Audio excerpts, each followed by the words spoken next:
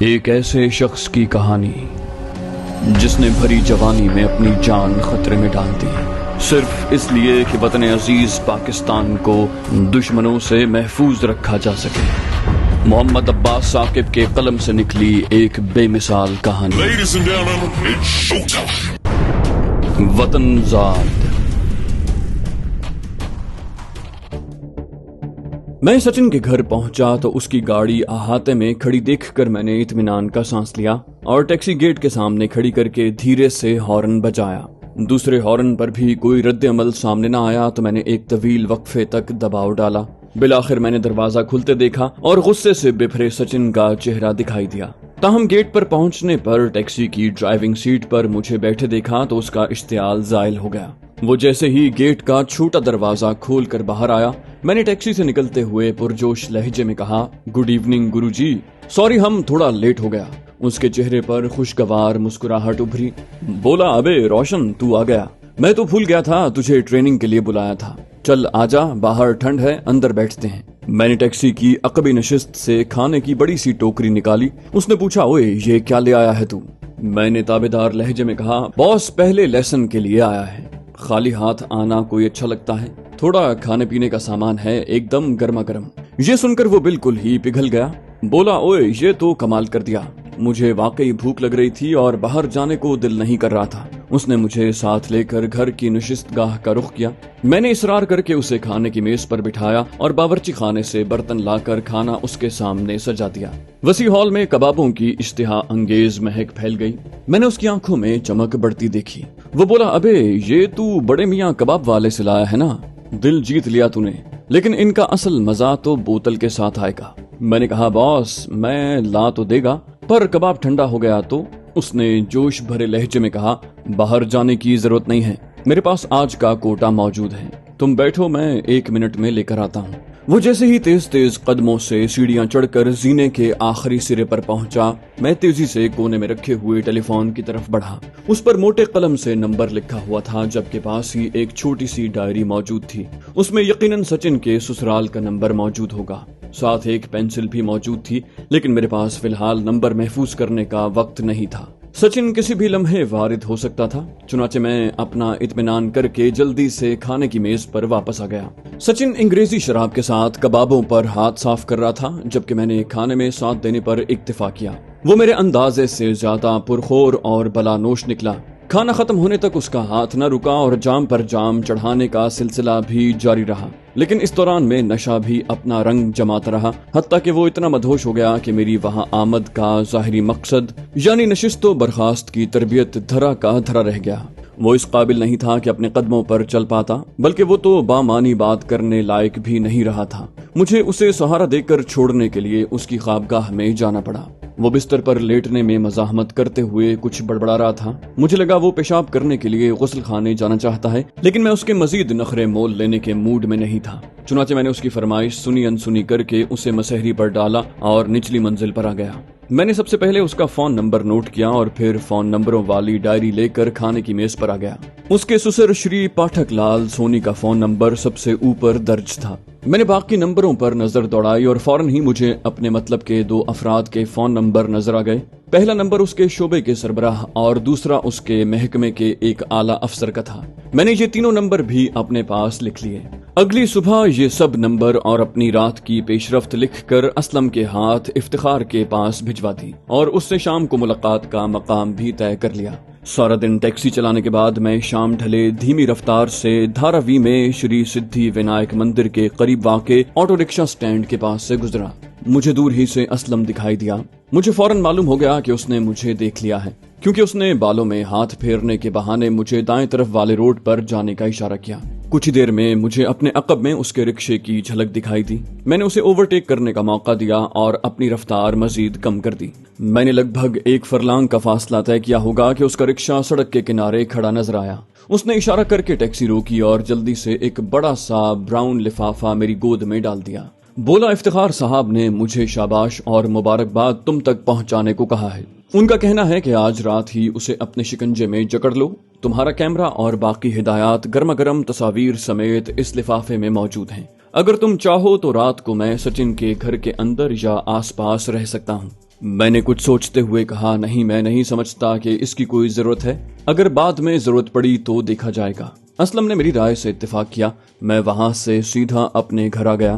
میں نے کیمرہ سنبھال کر سب سے پہلے اپنی اس رات کے رت جگے کا نتیجہ دیکھا۔ وہ فوٹوگرافز باقیوں کے لیے خواہ کتنے ہی دھماکہ خیز رہے ہوں، کتابی صفحے کے سائز کے پرنٹس میں میرے لیے کوئی نئی بات نہیں تھی، لیکن اتنے چھوٹے سے کیمرے کے اتنے عمدہ رزلٹ نے مجھے حیران کر دیا۔ اکثر تصاویر اپنی جزیات کی حد تک واضح تھیں اور ایک آدھ تو کسی معیوب رسالے کے سرورق کے لیے منتخب ہو سکتی ہیں۔ ان میں سچن اور اس کی شریک شب کی شکلیں بالکل واضح تھیں۔ ان اشتعال انگیز تصویروں کو دوبارہ براؤن لفافے میں رکھ کر میں نے اس میں موجود پرچے پر درج تحریر پر توجہ مرکوز کر دی۔ نقطہ در نقطہ، مرحلہ با مرحلہ مندرج ہدایات اور مشورے بلا شبہ انتہائی عرق ریزی سے مرتب کیے گئے تھے، جبکہ خاص بات یہ تھی کہ مجھے حسب موقع اپنے ذہن کے مطابق حکمت عملی مرتب کرنے اور اس پر عمل درآمد کرنے کی بھی اجازت دی گئی تھی، جبکہ ان ہدایات کے مطابق مجھے اپنے تحفظ اور سلامتی یقینی بنانے کو بھی کہا گیا تھا، اور راز کھلنے کا خطرہ درپیش ہونے پر سچن کو گولی مار کر فرار ہونے کا بھی مشورہ دیا گیا تھا۔ میں نے خاصی توجہ کے ساتھ ان ڈھیروں تصویروں میں سے کل 5 تصویروں کا انتخاب کیا اور انہیں اسی لفافے میں رکھ کر سیدھا سچن کے گھر جا پہنچا۔ اس نے مجھے گھر میں آنے کی دعوت دیتے ہوئے طنزیہ لہجے میں پوچھا، ابے آج خالی ہاتھ آ گیا اپنے گرو کے پاس؟ میں نے مصنوعی خفگی سے کہا، یس باس، ہم کل سمجھ گیا ہے کباب کھائے گا تو ساتھ تم ڈرنک بھی کرے گا اور پھر ہمارا ٹریننگ گول ہو جائے گا۔ تم پہلے مجھے ایک لیسن دو، اس کے بعد تم جو کہے گا وہ لا کر کھلائے گا۔ میری بات سن کر وہ ہنس پڑا، بولا ابے بوتل بھی ختم ہے۔ میں نے فیاضانہ لہجے میں کہا، فکر نہ کرو، ہم اپنا گرو کو بوز بھی لا کر دے گا، مگر پہلے ہمارا آج کا ٹریننگ۔ وہ میری بات مان گیا اور میری ٹریننگ کا باقاعدہ آغاز ہو گیا۔ ظاہر ہے یہ سب تو اس کی جڑوں میں اترنے کا ایک ہتھ کنڈا تھا، تاہم میں پوری دلچسپی سے اس کی استادی دیکھتا رہا۔ بلاخر اس نے اس روز کا سبق ختم ہونے کا اعلان کیا۔ اس پر میں نے گفتگو کا رخ اپنے مطلب کی جانب موڑتے ہوئے کہا، باس، میں نے بہت پہلے ایک انگلش فلم دیکھا تھا، بہت پسند آیا۔ اس کا نام تھا بیٹریل، یعنی دھوکہ۔ تم نے دیکھا تھا وہ فلم؟ اس نے بے توجہی سے کہا، نہیں، اس نام کی کوئی ہالی ووڈ مووی مجھے تو یاد نہیں۔ میں نے کہا، زیادہ ہٹ نہیں ہوا تھا، مگر میرے کو اس کا سٹوری بہت پاورفل لگا تھا۔ ایک کوئین ہوتا ہے، وہ اپنے ایک سرونٹ کو پسند کر کے اس سے شادی کر لیتا ہے، مگر بعد میں پتہ چلتا ہے کہ اس کا ہسبینڈ کا کیریکٹر بہت لوز ہے۔ وہ اسے دھوکہ دے کر اسی کا دولت پر عیاشی کرتا ہے اور پروسٹیٹیوٹس کے ساتھ ریلیشن شپ رکھتا ہے۔ بہت سے ٹوسٹ اینڈ ٹرنز کے بعد فلم کا آخر میں اس کا پول کھل جاتا ہے اور پرنسس اپنے ہسبینڈ کو شوٹ کر دیتا ہے۔ میں نے سچن کو واضح طور پر چونکتے دیکھا۔ اس نے غور سے میری طرف دیکھا۔ میں نے انجان بنتے ہوئے کہانی جاری رکھی۔ میں نے کہا، مجھے تو اس 2 نمبر باسٹرڈ پر بالکل رحم نہیں آیا۔ کوئین کو اسے اس سے بھی بری پنشمنٹ دینی چاہیے تھی۔ تمہارا کیا خیال ہے باس؟ میرا لہجہ نہ چاہتے ہوئے بھی معنی خیز ہو گیا تھا۔ میں نے اس کے چہرے پر تشویش کی جھلک دیکھی۔ بلاخر وہ بولا تو اس کی آواز میں لرزش تھی۔ بولا، اس نے ٹھیک کیا، اچھا اب تم جاؤ، مجھے نیند آ رہی ہے۔ میں نے معنی خیز لہجے میں کہا، کیوں باس، کیا آج بھوکے ہی سونا ہے؟ بھول گئے مجھے تمہارے لیے باربیکیو اور بلیک لیبل وسکی لانی ہے۔ ہاں، کامنی دیوی کو بلانا یا نہ بلانا تمہاری مرضی ہے۔ یہ سنتے ہی اس کا چہرہ لٹھے کی چادر کی طرح سفید ہوتا چلا گیا۔ اس نے کچھ کہنا چاہا لیکن آواز اس کے حلق میں اٹک کر رہ گئی۔ میں نے لوہا گرم دیکھتے ہوئے اور ضرب لگائی۔ ویسے تم بھی نہیں جانتے ہوگے کہ بظاہر گزارے لائق شکل کی وہ عورت کافی فوٹوجینک چہرے کی مالک ہے۔ یہ سن کر اس کی حالت مزید بگڑتی دکھائی دی۔ میں نے بات جاری رکھی، کہا، مجھے تو اس پر رحم آ رہا ہے۔ اس کے ساتھ تم تو بالکل بن مانس لگتے ہو۔ یقین نہیں آ رہا تو یہ تصویر دیکھ لو، خود ہی مان لوگے۔ یہ کہہ کر میں نے اس رات کھینچی گئی سنگین تصویروں میں سے ایک نکال کر اس کے سامنے رکھ دی۔ اس کی آنکھیں حیرت اور وحشت سے پھٹی کی پھٹی رہ گئیں۔ میں نے تھوڑے تھوڑے وقفے سے باقی 4 تصویریں بھی اس کے سامنے میز پر سجا دیں۔ اس کی نظریں دیوانہ وار ان 5 تصویروں پر چکرا رہی تھیں۔ بلاخر اس نے میری طرف دیکھا لیکن میرے چہرے پر معنی خیز مسکراہٹ دیکھ کر وہ گڑبڑا گیا۔ اس نے خود کو سنبھالنے کی کوشش کی۔ بلاخر اپنے لہجے کو حد الامکان مضبوط بناتے ہوئے وہ بولا، تمہیں شاید علم نہیں ہے کہ میں نیول فورس کا سینئر آفیسر ہوں۔ تم نے میری جاسوسی کر کے سنگین جرم کیا ہے۔ تم جانتے ہو یہ جرم تمہیں کتنی لمبی سزا دے سکتا ہے۔ اس کی گیدڑ بھپکی سن کر مجھے بے ساختہ ہنسی آ گئی۔ میں نے کہا، نہیں باس، مجھے نہیں پتا، تم بتا دو، بڑی کرپا ہوگی۔ کون سی سزا ملے گی، عمر قید یا پھانسی؟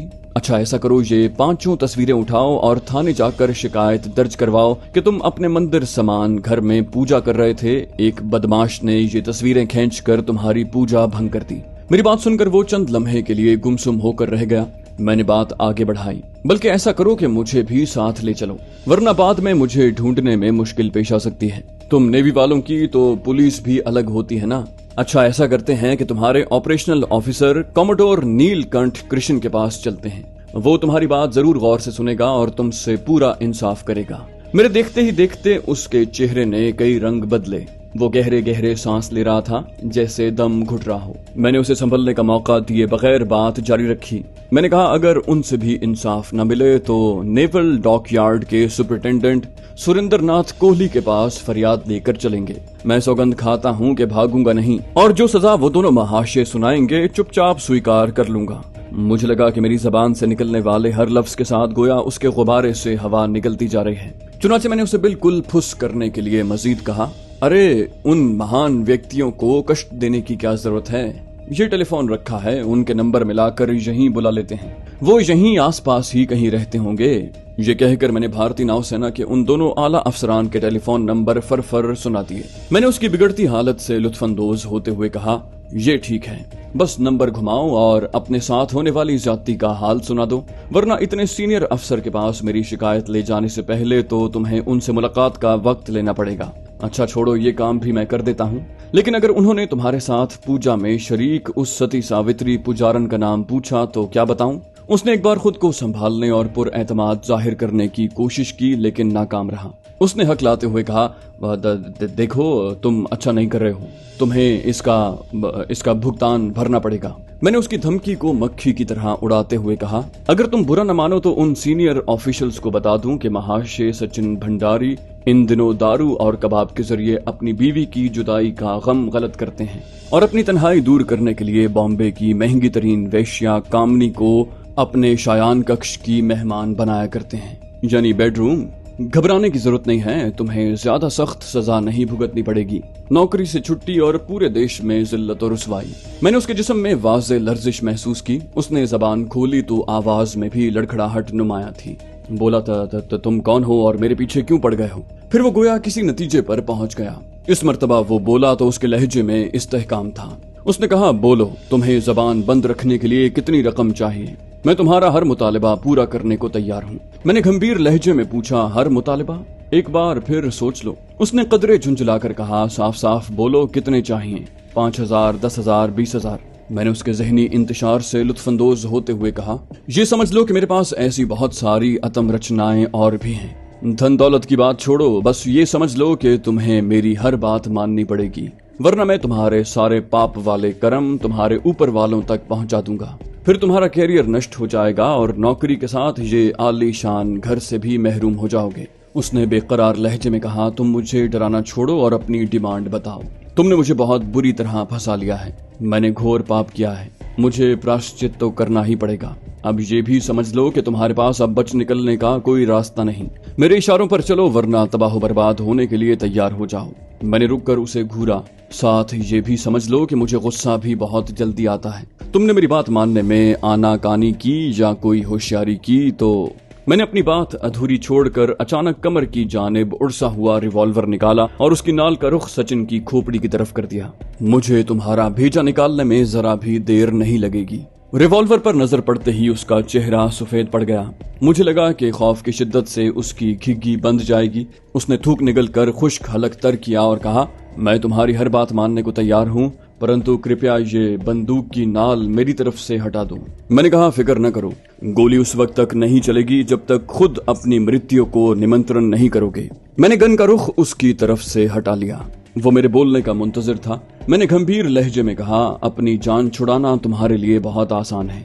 मैं जानता हूं कि INS विक्रांत से मुताल्लिक तमाम अखराजात के हिसाब किताब और उससे मुताल्लिक तमाम रिकॉर्ड की रखवाली तुम्हारी ड्यूटी है। तुम्हें उस रिकॉर्ड में से कुछ विशेष जानकारी लाकर मुझे देनी है, बस इतनी सी बात है। मेरी बात सुनकर शायद उसे शदीद ज़हनी झटका लगा।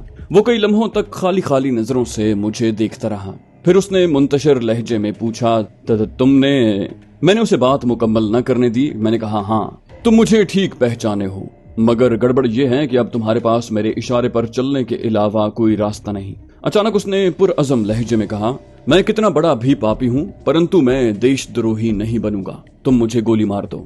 میں پہلے سے جانتا تھا کہ اس مرحلے پر یقیناً اس کی نام نہاد حب الوطنی جاگے گی، لہٰذا اشتعال میں آنے کی بجائے میں نے مسکراتے ہوئے اسے دیکھا اور پھر قہقہہ لگا کر کہا، مجھے تمہارا یہ ڈائلاگ اچھا لگا، لیکن کیا تم مجھے اتنا بڑا مورخ سمجھتے ہو کہ تمہیں گولی مار کر اپنی ساری محنت مٹی میں ملا دوں گا؟ نہیں مہاشے، تمہارے پاس دو ہی راستے ہیں، چپ چاپ میرے اشارے پر چلتے رہو یا ذلیل و خوار ہو کر باقی زندگی کاٹو۔ لیکن وہ اتنی آسانی سے میرے پھندے میں پھنسنے والا نہیں تھا۔ اس نے فیصلہ کن لہجے میں کہا، مجھے پتا ہے میرا محکمہ میرا کورٹ مارشل کرے گا، ہو سکتا ہے مجھے ڈسمس کر دیا جائے، نوکری چھوٹتی ہے تو چھوٹ جائے، میں اپنے دیش سے غداری نہیں کروں گا۔ میں نے بغور اس کی طرف دیکھا اور پھر ایک ایک لفظ پر زور دے کر کہا، سوری مسٹر سچن، میں تمہیں یہ بتانا تو بھول ہی گیا کہ میں نے تمہاری عیاشی کا ثبوت تمام تصویروں کا ایک اور پیکٹ بھی تیار کر کے رکھا ہے۔ ان تصویروں میں تم شریمتی کامنی کے ساتھ طرح طرح سے پوجا کرتے صاف دیکھے جا سکتے ہو۔ اگر تم نے میرے مطالبات پورے نہ کیے تو یہ پیکٹ احمد آباد میں مرن بستر پر پڑے تمہارے سسر جی کے آخری درشن کے لیے گئی تمہاری پتنی کے پاس پہنچ جائے گا۔ مجھے یقین ہے کہ اپنے بھگوان سمان پتی کو اپنے ہی بستر پر ایک کال گرل کے ساتھ رنگرلیاں مناتے دیکھ کر وہ شریمتی خوشی سے نہال ہو جائے گی۔ اس کے چہرے پر یکلخت زردی کھنڈ گئی۔ ترپ کا پتا کارگر ہوتے دیکھ کر میں نے چال آگے بڑھائی۔ میں نے کہا، مجھے پتا ہے تمہیں نوکری چھوٹنے کی پرواہ نہیں، کیونکہ شری پاٹھک لال سونی کسی بھی وقت پر لوگ سدھارنے والے ہیں۔ اس کے بعد ان کی کروڑوں کی جائیداد اور کاروبار تمہارے ہتھے چڑھ جائے گا۔ میں نے ٹھیک کہا نا؟ یہ سنتے ہی حیرت اور خوف سے اس کی آنکھیں حلقوں سے ابلنے کے قریب ہو گئیں۔ اس نے بمشکل خود کو سنبھالا۔ تم یہ سب کیسے جانتے ہو؟ میں نے اس کی حالت کا لطف لیتے ہوئے کہا، مجھے تو یہ بھی پتا ہے کہ تمہاری پتنی پہلے بھی کئی بار اس طرح کی حرکتوں پر تمہیں رنگے ہاتھوں پکڑ چکی ہے اور اس نے تمہیں آخری وارننگ دے رکھی ہے۔ اسے یہ سن کر ایک بار پھر اعصابی جھٹکا لگا۔ کئی لمحوں کے بعد اس نے سٹپٹائے لہجے میں کہا، تم یہ سب کیسے جانتے ہو؟ میں نے مسکراتے ہوئے کہا، میں تمہیں یہ بتانا تو بھول ہی گیا کہ میں بہت مہان قسم کا رشی بھی ہوں۔ میں ذرا سا دھیان لگا کر دیوار کے پیچھے چھپے بھید اور لوگوں کی من کی بات جان لیتا ہوں، ورنہ مجھے تمہارے بارے میں یہ سب راز کی باتیں کیسے معلوم ہو گئیں؟ اچانک اس کی آنکھیں چمک اٹھیں۔ میں لمحے بھر میں سمجھ گیا کہ ساری کہانی اب اس کی عقل میں آ گئی ہے۔ حالانکہ وہ اوسط عقل کا مالک بھی ہوتا تو کامنی کے ساتھ اپنی خلوت کی تصویریں دیکھتے ہی پورا معاملہ سمجھ چکا ہوتا۔ میں نے اس کے چہرے پر ناراضی بلکہ طیش کے آثار ابھرتے دیکھے۔ وہ بولا، تم نے میرے گھر میں گھس کر میری پتنی کے ساتھ میری باتوں سے یہ سب جانکاری حاصل کی ہے، اور یہ فوٹو؟ میں نے اطمینان سے ہاں میں سر ہلایا۔ کہا، ظاہر ہے یہ سندر چتر بھی تمہارے بیڈ روم میں چھپ کر بنائے ہیں۔ غصہ کیوں ہوتے ہو؟ میری کلا کی سراہنا کرو۔ آج کل کون کسی کے لیے اتنا کشٹ اٹھاتا ہے؟ تمہیں جو مفت میں عیاشی کروائی اس کا حساب تو میں نے ابھی تک مانگا ہی نہیں۔ میرا طنز سن کر وہ بری طرح تلملایا، لیکن پھر بے بسی سے سر جھکا کر رہ گیا۔ میں نے اس کی رہی صحیح مزاحمت توڑنے کے لیے اگلی چال چلی۔ میں نے کہا، یار مجھے تو یاد ہی نہیں رہا، تمہارے کارناموں کے فوٹوگرافز کا پیکٹ احمد آباد پہنچنے میں تو کئی دن لگ جائیں گے۔ ان یادگار لمحوں کی تصویری کہانی جلد از جلد شریمتی آرتی دیوی کی نظروں کے سامنے پیش کرنے کا ایک آسان طریقہ بھی تو ہے۔ تم یہیں بیٹھو، میں ٹیلی فون پر تمہارے سسرال کا نمبر ملا کر تھوڑی سی تفصیل تمہارے گھر کی سرسوتی کو بتاتا ہوں۔ وہ 1 منٹ ضائع کیے بغیر دوڑی چلی آئے گی۔ اس کے بعد تم خود اس کے سارے سوالوں کے جواب دے دینا۔ مجھے یہ سمجھنے میں ذرا بھی دیر نہ لگی کہ تیر نشانے پر بیٹھا ہے، اور اس کی رہی صحیح مزاحمت ٹوٹنے میں بھی اب زیادہ دیر نہیں لگے گی۔ کچھ دیر خاموش رہنے کے بعد اس نے سوال کیا، یا شاید اپنا خیال ظاہر کیا۔ بولا، تو تم پاکستانی ایجنٹ ہو؟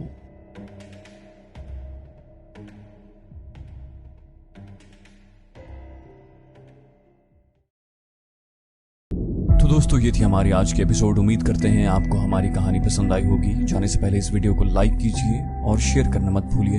کامنٹ کر کے ہمیں بتائیے کہ آپ کو ہماری ویڈیو کیسی لگی، اور اگر ابھی تک آپ نے اس چینل کو سبسکرائب نہیں کیا تو اسے سبسکرائب کیجیے اور بیل آئیکن دبا کر آل نوٹیفیکیشنز آن کر لیجیے۔